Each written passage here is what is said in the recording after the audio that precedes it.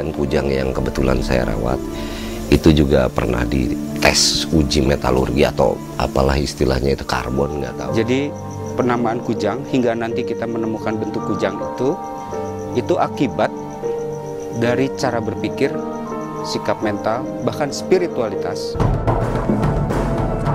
Bukan, eta kedah aya adab-adabna.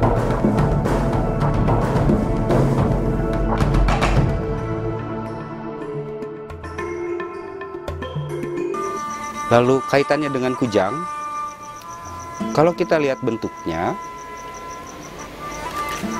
kujang adalah penggambaran manusia bersayap yang pergi menuju cahaya. Artinya kujang itu sebuah simbol manusia bersayap yang terbang menuju matahari. Itu sebagai puncak pencapaian manusia paripurna, artinya menjadi manusia cahaya.